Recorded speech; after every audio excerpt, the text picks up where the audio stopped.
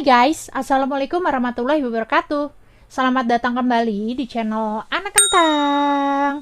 Sebelumnya terima kasih ya sudah klik video ini. Dan untuk kalian yang belum subscribe, jangan lupa di subscribe dulu ya, karena subscribe kalian sangat berarti banget buat channel ini agar channel ini makin berkembang. Dan jangan lupa juga untuk diaktifkan tombol loncengnya ya, supaya bisa terus update video terbaru kami. Nah, di video kali ini aku akan membahas mengenai sejarah dari salah satu gunung berapi purba di Indonesia yang saat ini masih beraktivitas, yaitu Gunung Krakatau atau yang sekarang lebih kita kenal dengan Anak Krakatau setelah erupsi besar yang terjadi di tahun 1883. Gunung yang ada di dasar perairan Selat Sunda ini yang mengapit antara Pulau Jawa dan Pulau Sumatera dikabarkan sampai saat ini masih terus tumbuh dan telah beberapa kali mengalami erupsi. Dan terakhir nih guys, di tanggal 4 Februari 2022, masih di tahun ini ya guys, Gunung Anak Krakatau ini dikabarkan telah menunjukkan aktivitasnya kembali. Nah, kalau begitu tanpa perlu berlama-lama lagi, ayo kita langsung simak saja videonya.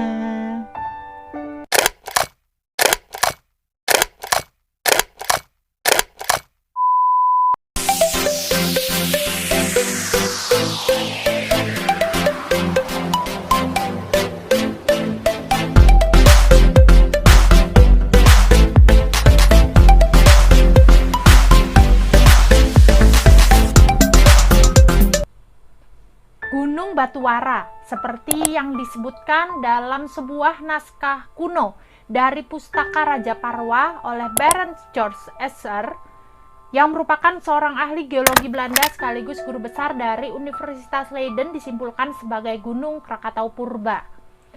Diperkirakan untuk tinggi Gunung Krakatau Purba saat itu mencapai lebih dari 2000 meter di atas permukaan laut dan memiliki lingkar pantai sampai 11 km. Di tahun 513 Masehi terjadi letusan besar dari Gunung Krakatau Purba yang berlangsung selama 10 hari dan dikabarkan memiliki kecepatan muntahan material erupsi mencapai 1 juta ton per detiknya.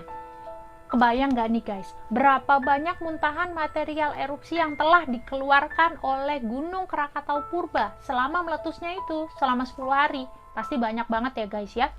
Dan gak hanya itu aja nih guys, atas letusan dari Gunung Krakatau Purba itu juga membentuk perisai atmosfer dengan ketebalan 20-150 meter yang berakibat pada turunnya temperatur bumi mencapai 5 hingga 10 derajat Celcius lebih dingin selama 10-20 tahun. Banyak peristiwa di dunia pada masa itu yang terjadi setelah meletusnya Gunung Krakatau Purba, seperti runtuhnya Persia Purba, berubahnya kerajaan Romawi menjadi kerajaan Bizantium, serta hancurnya peradaban Nazca di Amerika Selatan.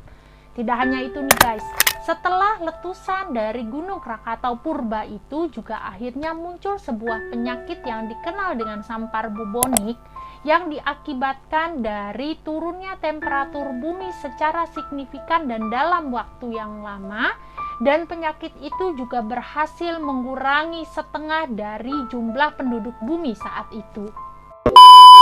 Sebelum meletusnya Gunung Krakatau Purba, Selat Sunda itu belum ada guys. Dan Gunung Krakatau Purba saat itu masih berdiri di atas Pulau Jawa.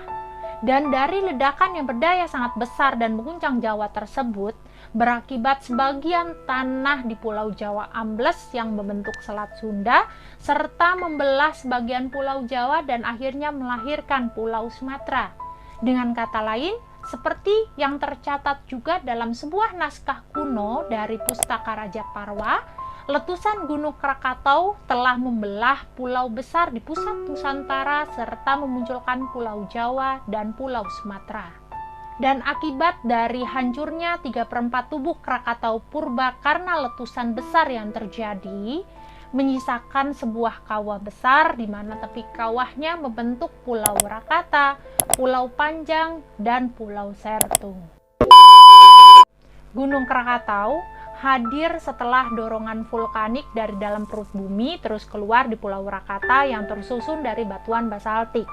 Dalam proses ini, lahir juga dua gunung lainnya di kawah yang sama, yakni Gunung Danan dan Gunung Perbuatan yang kemudian menyatu dengan Gunung Rakat yang ada terlebih dahulu. Dan Pulau Krakatau terdiri dari 3 deret gunung api dari selatan ke utara, yakni Rakata, Danan, dan Perbuatan dengan ketinggian gunung yang tidak sama, di mana Gunung Rakata memiliki tinggi kawah 822 meter, Gunung Danan sekitar 443 meter, dan Gunung Perbuatan 118 meter. Komplek Gunung Krakatau dikatakan mulai aktif pada bulan Mei 1883 yang ditunjukkan oleh adanya gempa. Dan akhirnya setelah sekian lama diam dalam prosesnya, pada tanggal 26 Agustus 1883 jam 5 sore, Gunung Krakatau meletus dengan dahsyatnya. Terjadi sekitar 4 kali ledakan besar yang melemparkan sekitar 80 km kubik material vulkanik ke atmosfer, kemudian disusul 4 kali gelombang tsunami di Selat Sunda yang membawa material vulkanik berupa magma dan batu panas yang menghantam pesisir Lampung dan Banten, serta mengakibatkan lebih dari 36.000 orang tewas akibat erupsi Gunung Krakatau saat itu. Letusan Gunung Krakatau pada tahun 1883 menjadi salah satu letusan gunung berapi yang sangat dahsyat dan berbahaya dalam sejarah bencana di negara Indonesia. Letusan yang hebat telah menghancurkan Gunung Danan, Gunung Perbuatan, dan sebagian besar Gunung Krakatau, serta menjadikan Pulau Rakata tenggelam ke dasar perairan Selat Sunda. Bahkan, 4 ledakan jahat yang terjadi juga membuat tuli orang-orang yang berada dekat dengan Gunung Krakatau, dan ledakannya juga terdengar hingga Perth, Australia yang jaraknya saat itu mencapai 4.500 km. Dan dalam waktu 13 hari, lapisan sulfur dioksida dan gas lainnya juga ikut menggelapkan langit yang menutupi sinar matahari dan mengubah iklim global sampai seluruh Eropa dan Amerika Serikat menjadi 1,2 derajat lebih dingin selama 5 tahun setelahnya. Bahkan, dunia pun sempat gelap selama 2,5 hari akibat debu vulkanis yang menutupi atmosfer. Dan akibat dari letusan Gunung Krakatau di tahun 1883 ini, telah menghancurkan sekitar 60% dari tubuh gunung itu sendiri.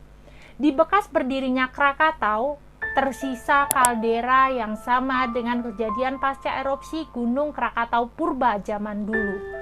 Dari area kawah besar yang saat itu masih aktif, lahir lagi gunung baru yang mulai terlihat sejak tahun 1927 yang sekarang lebih dikenal dengan istilah Gunung Anak Krakatau.